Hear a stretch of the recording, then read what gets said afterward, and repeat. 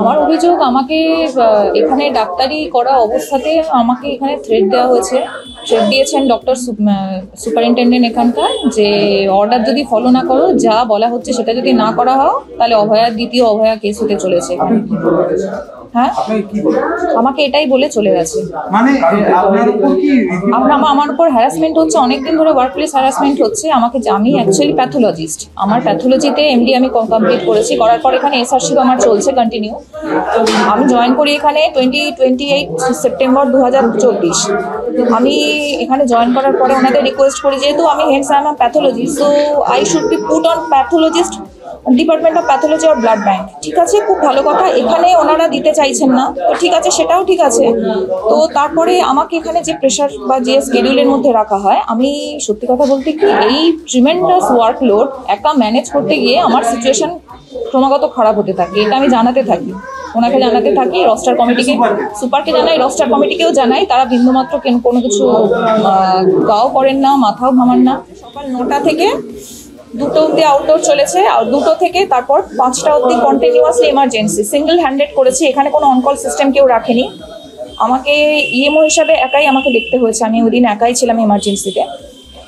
দেখে নেওয়ার পরে তারপর যখন আমার ডিউটি কমপ্লিট হয়ে যায়, ওনারা বাকি ডক্টরসটা হ্যান্ড ওভার নিতে আসে, তারপর আমি বাইরে চা খেতে যাই। তখন আমাকে এরকমভাবে থ্রেট দেওয়া হয়েছে যে উনি এসে সাডেনলি পাস করে গেছে, মানে কোথাও কোনো সিসিটিভি কিছু ছিল না এই হসপিটাল প্রেমিসেসের মধ্যে।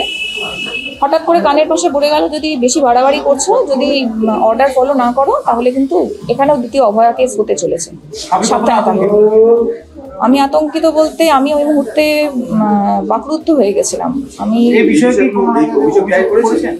অবশ্যই করেছি, আমি জানিয়েছিলাম থানায়, আমি একটা লিখিত করেছি, অভিযোগ করেছি, শান্তিপুর থানায় করেছি। নিরাপত্তা ভয়ঙ্করভাবে নিরাপত্তাহীনতায় ভুগছি। আমার এখানে ওয়ার্ক প্লেস হ্যারাসমেন্ট এখানে কন্টিনিউ হয়ে যাচ্ছে। রস্টার কমিটিকে জানিয়েছিলাম, কেউ কোনো ভ্রুক্ষেপ কিছু করেনি, চলেই যাচ্ছে। এখানে যত ডাক্তাররা রয়েছেন সবাই সাপোর্টিভ এবং সবাই অত্যন্ত ভালো। আমি এখানে একবারও বলছি না কেউ কোনো রকম হচ্ছে, কিন্তু এই সুপার যে ভদ্রলোক, এই ভদ্রলোকের সাথে আরো 2জন রস্টার কমিটিতে আছে, যারা কোনোভাবে উনি হাসপাতালে কখন আসেন না আসেন আমার কোনো আইডিয়া নেই। আমি কোনোদিন ওনাকে দেখিনি বলতে মাঝে মাঝে ওনাকে ইন্সপেকশনে দেখেছি। এখানে উনি হাসপাতালে ঘুরে বেড়ান ইন্সপেকশনে, এইটুকুই জানি।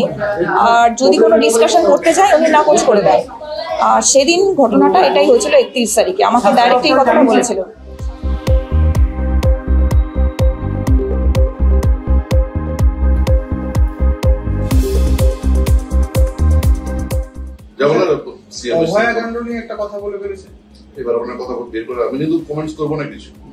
তাহলে শুধু একটু মানে যেটা বলার সিএমএস বলবেন, একটু বক্তব্য যা বলার, অভিযোগটা কি মিথ্যে অভিযোগ এটা মনে হচ্ছে, যেটা হোক, যেটা সিএমএস সাহেব করবেন, আমি কিছু বক্তব্য দেবো, এটা তো বটে, সেটা মিথ্যে অভিযোগ অবশ্যই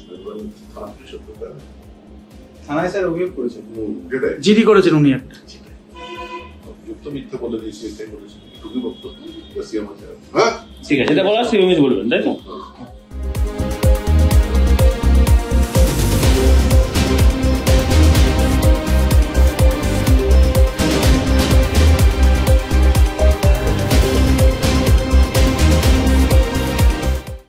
আমাদের ভিডিও ভালো লাগলে লাইক এবং শেয়ার করুন।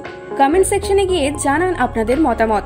আরও ভিডিও পেতে আমাদের চ্যানেল সাবস্ক্রাইব করুন এবং প্রতি মুহূর্তে খবরের আপডেট পেতে প্রেস করুন বেল আইকন।